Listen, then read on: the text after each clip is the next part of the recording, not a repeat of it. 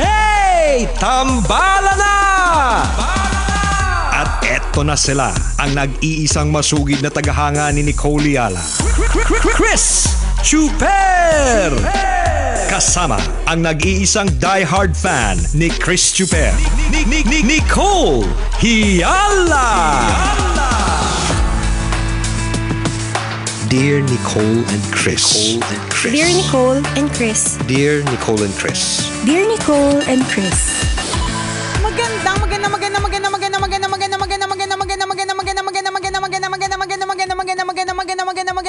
Magandang tanghali, mga tambalanisa, mga kabisyo, mga kabasic. Hi, partner! Hi, partner! Hi, mga kabisyo! Sana hindi pa basa ang kilikili nyo. Sana po yung singit nyo hindi pa po madulas. Ay, yung iba gusto nila ng madulas na singit. Mas gusto mo ba? Ng madulas na singit? Oo. At times. Depende sa dahilan, correct. Depende sa nangyayari. True. May pagkadulas na gusto natin at may mga pagdulas na ayaw natin. Yan. Iba po ngayon kasi achievement po yung hindi namamasa yung kilikili mo. Oo, correct. Pagdating ng tanghali. True, achievement po talaga yung wala pa siyang amoy. Oo, hindi ka pa yung amoy niyan, hindi pa nananapak, nananakit. Yeah. Yan. Isa na po yung achievement. At masasabi mo bang achievement din kung pasok ka na sa top 10 ng pinakamataas na heat index? Grabe, no? Grabe, nakakaloka. Kanina merong... At least nasa top. Yun na nga eh. Yung aking staff sa Love Radio Palawan, sabi niya, pasok tayo sa top 10. Sabi ko, saan? Na-excite naman ako. Pagtingin ko, heat index ng Puerto Princesa, parang 44 degrees. Oh my God. Grabe, nakakaloka. Isipin mo nga, di ba sa inyo ba walang pasok yung mga estudyante? Wala sa Pasay. Wala sa Pasay. Cancelled na naman until tomorrow, suspended. Until tomorrow, correct. Dahil sa tindi po ng init. Yung anak ko nga taga Makati, gusto na lumipat ng Pasay. Sabi niya, sana yung school ko Pasay na lang din. Kasi for the past 3 weeks, ilang beses nag-cancel ng class dahil sa matinding init. Pero hindi siya nakakatawa at hindi rin siya nakakatuwa. Sobrang irregular yung pasok ng mga bata. Nitong mga nakaraang linggo. Simula nung nag-Holy Week yun eh. Tapos right after Holy Week, ayan na, isang araw na lang o 2 araw na lang pumasok in a week. Hanggang ngayon di ba? Ganun pa putol-putol. Totoo. And nakakaawa din yung mga bata, syempre. Parang minsan nagtatanong sila na parang I miss my classroom. Naku, yung mga batang yung bata palang plastic na. Daddy, I miss my classroom. I'm so proud of you. Alam mo, marami kang mararating sa buhay pag plastic ka. Mahaba-haba yung mararating mo talaga kapag ka medyo plastic ka. Ganon. I'm so proud of your son. Charot. Hindi kasi pero totoo. Feeling ko kasi may mga moment na mas naiinip siya sa loob ng bahay. Totoo din. Halimbawa, wala ako. Tapos yung yaya lang yung kasama. Talagang maghahanapin niya yung mga classmates niya. Correct. Totoo naman din. Tsaka syempre iba pa din yung asynchronous. Ano ba yung asynchronous? Yung, ano ba spelling hindi ko nga naman ma-spell yun eh. Basta sabi daw asynchronous. Diba? Iba pa rin yung actual na, ewan ko kasi depende naman, iba-iba tayo ng form of learning. Siguro kami ni partner medyo dahil lumaki naman kami sa traditional na learning, yung merong teacher, actual na nasa setup ng paaralan, di ba? So, iba pa rin yung ganun. Mas para sa akin, mas mabuti pa rin yung ganun versus yung may mga binigay na assignment, tas kayo na bahala, 'di ba? Parang gano'n. Wala pong gumagawa ng asynchronous ng sa tamang oras ng school. Totoo 'yan. O baka kami lang. Baka ginagawa niyo naman po, kami hindi. 'Di ba? Ibig sabihin, nagugulo. Di ba? Halimbawa, ano ba yung ibig sabihin ng asynchronous? Yung ibig sabihin nun is merong mga kailangan gawin during the time na may klase, pero hindi kailangan na nasa online class or hindi kailangan face-to-face. Oo, bibigyan ka ng module, ng assignment. Correct. Na kailangan mo rin tapusin during the day o kailanman, di ba? Di pa kung ginagawa niyo po talaga sa tamang oras. At pero kung na-enjoy nyo. Oo, di ba? Kasi Iba-iba naman na ang kinalakhan ay yung nag-aaral ka ng kasama ang mga classmates mo, nasa loob ng classroom, 'di ba, yung moment na natatakot ka sa teacher mo, Yes. natatawa ka sa komedyante mong classmates, yung mas mahalaga sa amin 'yon Correct. kasi mas collaborative Oo, na parang mas yung sharing ng experiences ng mga classmates, iba eh. Iba din kapag nalaman mo yung kaklase mo medyo natais sa puwet. May ganun eh.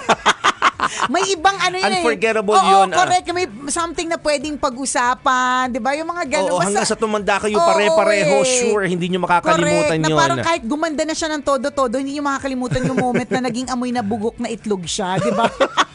Kasi napapoop siya ng kaunti, 'di ba, sa kanyang uniform, 'di ba? May Totoo ganun. yun. Pero again, nag-evolve Nag-evolve. 'yon. Mas nag-evolve na iba-iba na yung klase ng learning. Sa palibasa kasi iba-iba na rin yung klase ng utak ng meron yung mga tao, yung mga bata. 'Di ba? Parang ganoon, parang feeling ko kasi dati parang pare-parehas lang nung utak.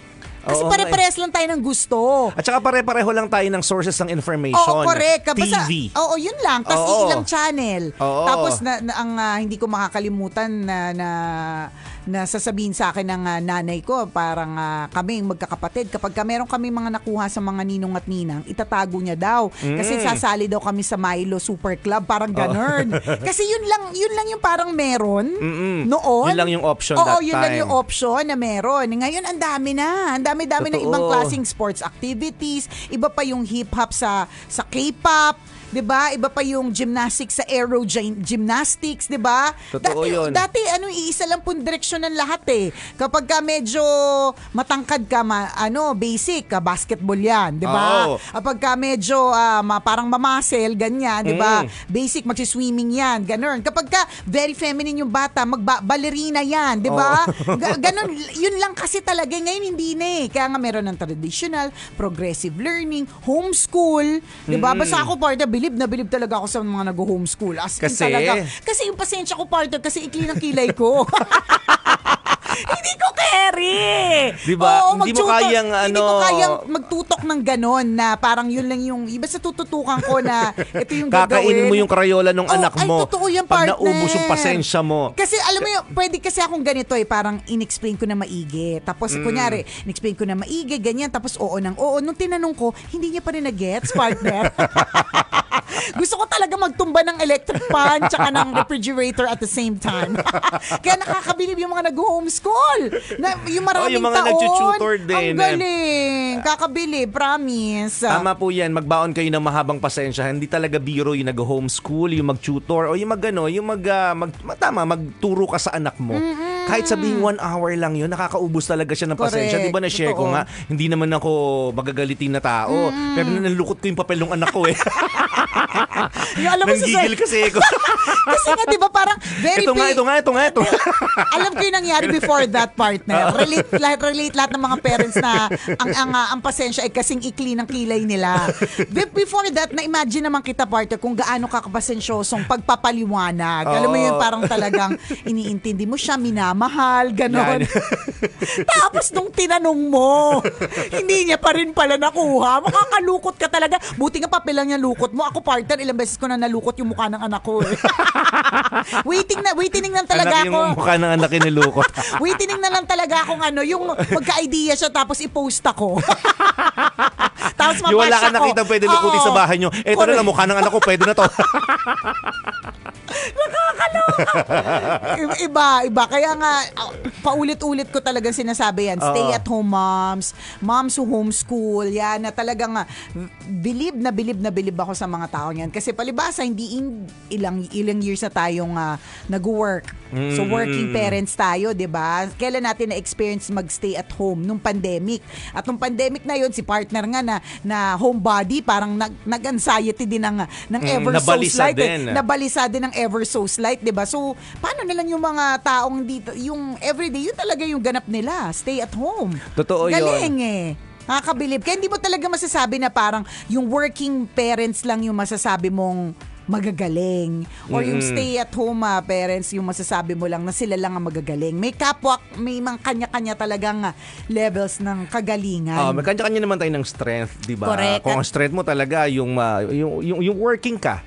para maibigay yung needs ng mga anak mo or ng family mo. That's also good. Tama. Pero may mga parents na ang strength nila talaga mga gawaing bahay. Totoo. Diba? Strength Talaga, nila yun. Sobrang nakakabilib din yun. Oo, correct. Nakakabilib yung Hindi biro yun Oo, mag-maintain ng household. Hindi lang partner, yung parang ibang level na mga pagtupi ng mga damit, yung pagsalansan ng tama sa lagayan. Correct. Skill yun eh. Hindi ko yan hindi ko natutunan. Alam mo yun?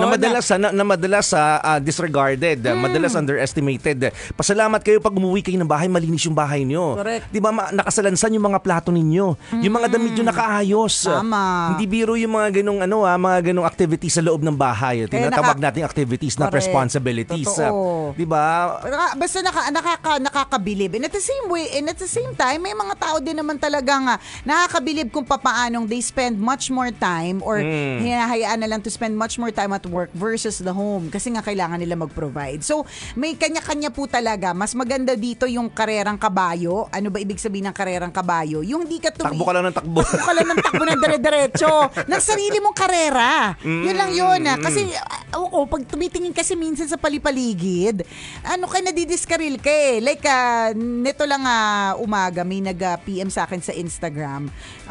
Hindi ko na mahanap yung kanya message eh. Pero yung pinaka summary o gist nung kanyang mensahe is, nagtatanong siya, sabi niya, nag-work siya sa ibang bansa. Nakapangasawa siya ng blue-eyed na AFAM. Tapos, kung tutuusin, maganda din talaga yung kanyang trabaho doon. Maayos yung kanyang buhay. Kumbaga, talagang masasabi mo nga, siya na all. Pero sabi niya, ang concern niya, nung nalaman niya daw na yung isa niyang kumars, mag-a-abroad na rin. Nagkaroon daw siya ng inggit na to the point na sinustok niya kung kailan pupunta. Okay. Basta yung mga ganon. Sabi niya, bakit ako nakakaramdam ng ganito? Kung tutuusin, ako naman mismo, may sarili ding mga grasya. Yun yung sinabi niya. Maganda ang trabaho, may blue-eyed AFAM, ganyan. Bakit biglang, nung nakita niya yung post ng kumars niya, may inggit siyang na-develop na hindi naman dapat. So, nagtatanong siya ng opinion natin tungkol dito. Ganun. Busy kami. Busy kami, magpapapicture kami, ID picture. Mahaba pa yung pila. Correct. So, next time na lang yung topic na yan. Charot! I think dito papasok yung karerang kabayo.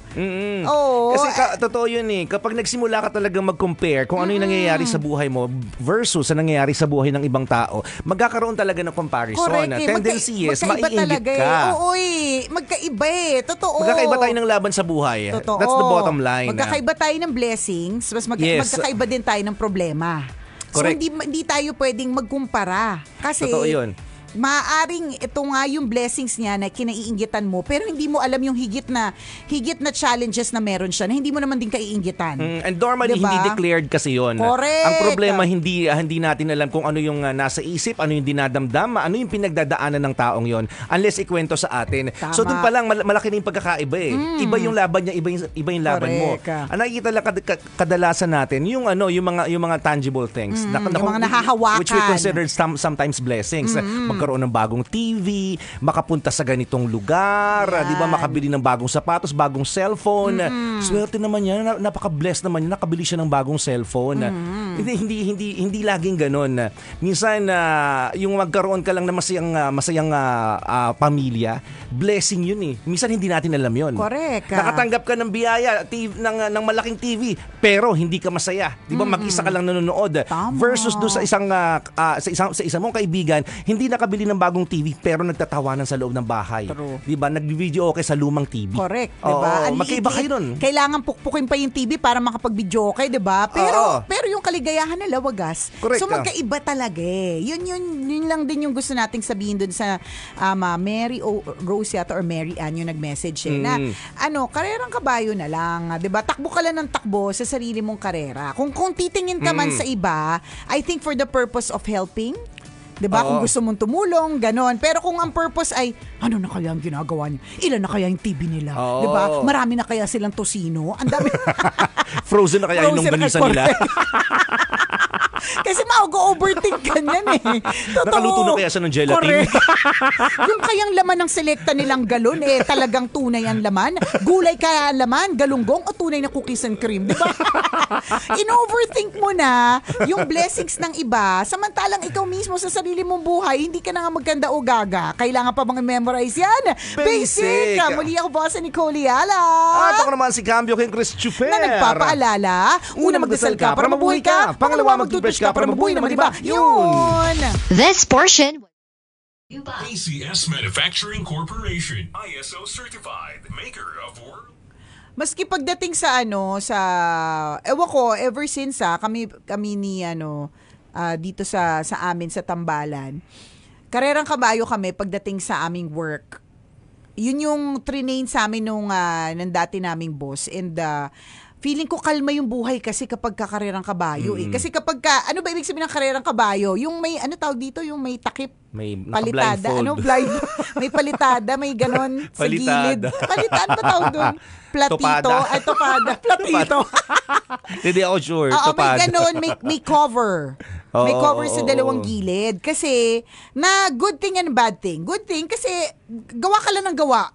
Sarili mo lang isipin mo, ganun lang. Pero pag dumating pag kasi tumitingin na doon sa paligid, nakakataranta minsan. Parang, bakit yun yung ginagawa niya? Hindi yun yung ginagawa ko. Ganun. May ganun. So, dahil nagkakaroon ng ganyang klaseng nervyos, minsan, nadidiskaril yung diskarte.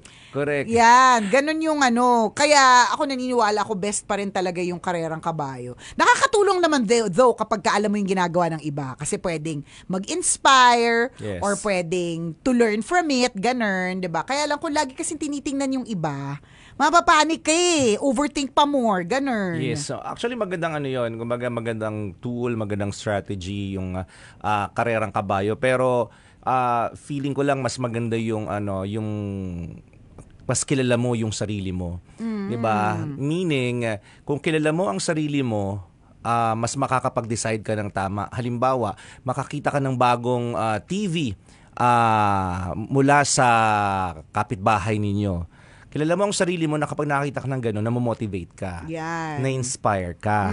Diba? Kung gano'n ang effect, di okay Very lang. good. Okay lang na tumingin, mang-usisa sa buhay ng mga kaibigan, diba, manood or diba, tingnan ng mga post ng mga office mates or ng mga kung sino mang kakilala, kasi yung mga achievement nila nagsisilbi yung inspiration and motivation for you. Yes. Na magkaroon din ng ganong klase ng achievement. Ngayon, kung ang pagkakakilala mo sa sarili mo ay hindi ganon, 'di ba? Kabaligtaran, meaning every time na makakakita ka ng achievement mula sa ibang tao, naiinggit ka, then that's the nayayamot time ka. that you use yung karerang kabayo.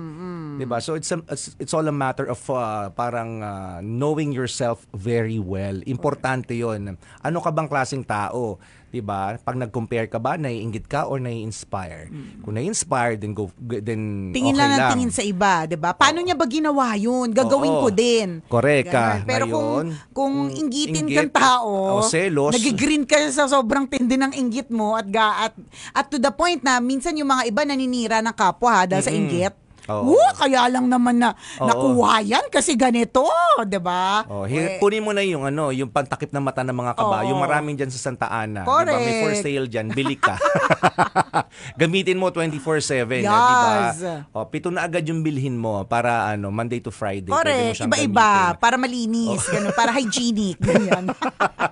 So yun, know yourself correct, well, very well. Sabi nga ni Ray Robert Ocampo, everybody has their own timeline. Maybe not now, but God is preparing something for you in the future.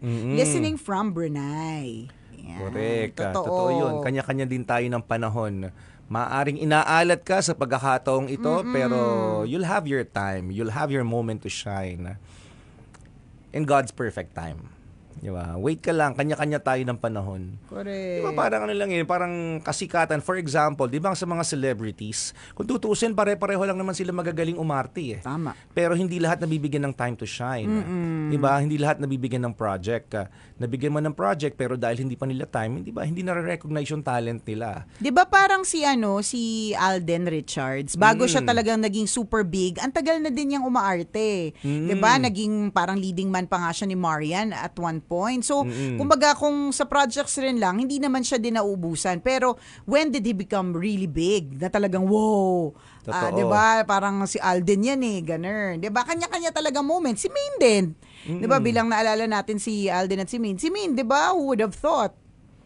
Dubbing, 'di ba? Dub smash, ganun na tapos magme-mainstream tapos will make it out big. 'Di ba? Hindi mo talaga masasabi, kanya-kanya talaga siya ng timeline. So, Correct, relax ka lang, chill ka lang, meron kang sariling panahon at sariling grasya. Tama So yun. dun sa nag-PM sa akin sa Instagram kasi sabi niya mula umaga na kinig hanggang sa nalipat tayo ng tanghali. So I guess nakatutok siya sa atin. Kung may pakiramdam ako na medyo inggitin kang tao. So doon tayo sa karerang kabayo. Yan, 'di Bili ka ba? na ng pantapal. Oo. Blindfold mo na yung Baka Yun, sakaling sa matahimik, kanya- magkakaroon ka ng peace of Correct. mind. Sa kanya yung pag-inggit pikit. Yan, para sa Oo. kanya 'yon. Tama. O para hindi ka na gumastos. Baka sabihin mo, inutusan ka pa namin pumunta ng Santa Ana at bumili ng pantakip sa mata. Pikit na lang. Pikit-pikit na lang. Ganun, no? Para hindi na kailangang bumili. Sabi ni Irene DC Bautista, True Miss Nicole and Sir Chris, mahirap kapag pinaira lang inggit. Sabi nga po sa Pilipinas, bawal umasenso dahil maraming naiinggit. Sabi nga daw, sa Pilipinas, wag ka daw mag-post ng mga bagay-bagay kasi daw, daming naiinggit. Dahil yung mga inggitero at inggitera. Oo, maraming mga ganun Pero hindi mo talaga alam ang tunay na kwento. 'Di ba? Bakit minsan naiinggit ka? Bakit kaya ganun yung niya? OOTD niya lagi. Parang hindi siya guulit ng damit, 'di ba? Hindi mo alam yung tunay na kwento. Kanino ba talaga yung damit? 'Di ba? Gaano kamura? Meron akong kakilala partner, sobrang hindi talaga siya nag-uulit ng damit. Paano? Yung mga damit niya, sobrang mura, ang galing niya maghanap sa ukay. Kaya mukhang laging Oo, mukhang laging parang pormadong-pormado, ganun. Pero ang hindi alam ng mga iba, sobrang sa ukay niya nakuha. Magkano lang sa ukay? Tapos dahil fashionista siya, ang galing niyang ipag-mix and match yung mga damit. Kaya bonggang-bongga, pak na pak. Totoo yun. Ganun. Yung mga actually mga halimbawa yung mga inggitero at inggitera, hindi mo naman sila makakontrol talaga eh. They are nandyan lang. They are just around. Here, there, and everywhere. Yes, they are rampant. 'Di ba? Gawin mo silang motivation din. 'Di ba, na kung naiinggit sila, di lalo mong ipakita, 'di ba? Lalo kang ganahan na ipakita yung mga bagay na nakainggit-inggit sa iyo. Or baka naman yung mga iba wala namang intention mag-inggit. Ikaw lang talaga yung naiinggit, 'di ba? I mean, kasalanan ba nila if meron talaga silang ganong klaseng achievement at gusto nilang i-post, 'di ba? Hindi naman nila kasalanan 'yun And in fact, they're just proud of it. Hindi sila nang iinggit. Ikaw lang talaga yung may problema. Kasi ikaw yung nag-interpret as kayabangan, kaya naiinggit ka. Mga ganun. Ang masama niyan do sa mga inggitero at inggitera, nainggit ka na nga, nanira ka pa. Yun lang, correct. Diba? Minsan nakita mo na 'di ba? Nakita mo na, ay bumili sila ng ganito, ng bagong cellphone. Ay bumili din sila ng mamahaling relo tapos nag-travel pa sila. Naku. 'Di ba? Siguro. Yan. Kaya siya Maninira ka ganun. pa. Oo, 'di ba? Yun yung nakakalurkay diyan Kaya minsan di mo rin masabi, minsan halimbawa, may umutang sa'yo. Tapos hindi makabayad. Tapos nakita mo may pinost na kunyari bagong item sa buhay. May isip mo kagad parang, ano ba to? May utang pa nga to Tapos may bago. Hindi mo alam yung kwento ng bagong item ha. Pwedeng binigay, pwedeng Alam mo, may sugar daddy. may nagbagandang loob. May nag-shoot sa bintana nila sa Santa Claus. Di ba? Alam mo, hindi mo alam talaga yung buong kwento. So, bakit ka nagpapanik? Totoo. Di ba? Bakit babalutin mo yung sarili mo ng inggit? Correct. Lagi nating tatandaan, kung ikaw yung naiinggit, ikaw yung may problema. Ikaw yun, oo. Hindi yung simple as that. Oo, correct. Hindi talaga yung nag-post, hindi yung may maayos na buhay or hindi yung may achievement, hindi 'di ba? Ikaw 'yun kasi nainggit ka sa kanila, 'di ba? Correct. Wala namang problema kasi naman 'yan parang normal, regular trait ng isang taong hindi perpekto, hindi naman tayo Diyos, 'di ba? Pero ang masama dito kapag yun nga, sabi ni partner, nanira ka na dahil dyan. O kaya ikaw mismo, wala na, hindi ko na nakita yung sarili kong grasya dahil katitingin at kaiinggit sa iba. Yun. Totoo That's when it yun. becomes bad. Kumbaga, pero normal lang naman yung minsan, buti ba siya? O kaya magtatanong, bakit ganun? 'Di ba? Normal yan. Ano yan nararamdaman talaga ng mga tao yan. Pero wag lang sosobra. Shoutout naman po sa Beauty Wise Philippines, ang Galo family, galing kay Marco Delgado. Onaris Julius Cram says, if you cannot count your small blessings, hindi mo na mapapansin ang ibang bigger blessings na darating. Happy lunch, Mang Lori. Ganun. Ikaw lang, Miss Nicole, ang nakita kong naka-jacket sa sobrang tindi ng init. Ay, thank you. Ano to, Mayat de la Rosa jacket? Fine jewelry. Malamig kasi dito. Ilang degrees yung aircon? 19. Alam mo na kapag negative 19 po Oo, dito. negative 19 kami. Lagpas freezing point. May snow nga dito Malamig dito sa amin. Kaya nga, feeling ko mas mabilis tayo magkasakit dito kasi ang lamig-lamig sa office. Tapos paglabas, boom! Sasampalin ka ng ng init. Grabe. Totoo yun. Oo. May mga iba din naman nagugulat yung katawan natin pag lumabas ang init. Correct. Nagugulat talaga ako. Parang literal na nasasampal ako ng init. Kaya minsan ang hirap lang lumalabas. Kaya dapat itong init, mademanda to ng physical abuse. Pwede ba? Danyos. Ilang beses na sinampal si Nicole. Correct. Danyos. Mental, physical, emotional. Nananampal yung init. Nananampal siya literal. Kasi nafe-feel ko siya. Grabe po ang init. Summer pa more. From Tarlac City, galing kay Rowena Yutuk. Watching from Singapore, si Karen Manansala. Dito rin napakainit. Oo, mainit din dyan sa Singapore. Panapanahon lang yan, sabi ni Rafi Katada. Totoo yun. Makakampante ka pag naglilinger sa isip mo yung linya na yan. Panapanahon lang yan. Kanya-kanya tayo ng panahon. Diba? Ang para sa'yo ay para sa'yo. Correct. Pag hindi para sa'yo, hindi talaga. para sa'yo. Oo, hindi talaga. Kahit anong pilit mo. Totoo yun. Sabi ni Ero Huelgas Manyanita, kaya dapat post lang ng post para mas mainggit ang mga animal. Oo, Mamatay diba? ka sa inggit. Watching po kami ni Sandra Rosette here sa Dubai. Thank you, Tambalan. O kaya motivation yun Motivation din doon sa mga taong kiniinggitan na sinisiraan. No? Di mainggit ka na mainggit, basta ako gagawin ko lang ng gagawin. Yung mga bagay na maiinggit ka. Yes, bahala ka sa buhay mo. So yung isa, achieve lang ng achieve. Correct. Ikaw, inggit ng inggit. Oo. Sabi ni Benny de la Cruz, meron din yung feeling lang pala natin na naiinggit sila pero sa totoo lang wala silang pake. Oo. Oo, meron din ganon. Aning ka lang din. Aning ka lang din pero sa totoo lang wala silang pake. Tanong ni Erica Camille, may online website ba ang Mayat de la Rosa? Meron po, www.mayatdelarosa.com or punta po kayo sa kanilang Facebook page, Mayat de la Rosa. Yan, pwede mag-order doon. Pwede doon. Pwede mamili. Yes, kung naiinitan po kayo at hindi makapunta sa physical store. Yun naman din ang kaganda ng online. 'Di ba? Pwede ka na makabili ng bagay-bagay na hindi mo kailangan lumabas sa sobrang init. Grabe, nakakatunaw yung init. Ang dami nangyayari sa init. Nakakasampal, nakakatunaw. Mga hindi magagandang bagay. Nakakainit ng ulo, Oo. nakakabalisaw-saw. Nakakauhaw. Basta lahat. Gino Reyes, nakakalagkit. Gino Reyes says, watching from Sydney, medyo malamig here. Uy, sana. Sana all malamig.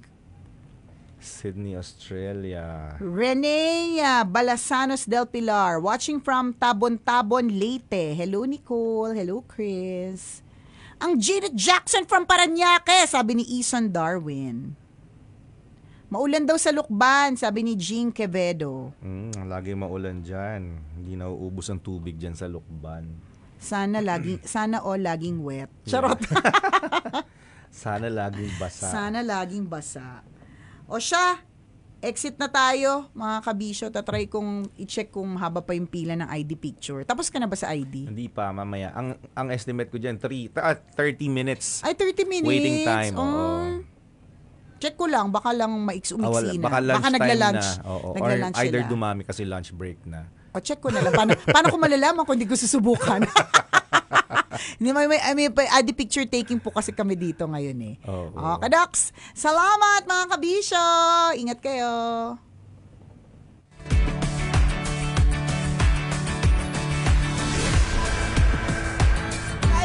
Kailangan pa bang i-memorize yan? Love Radio.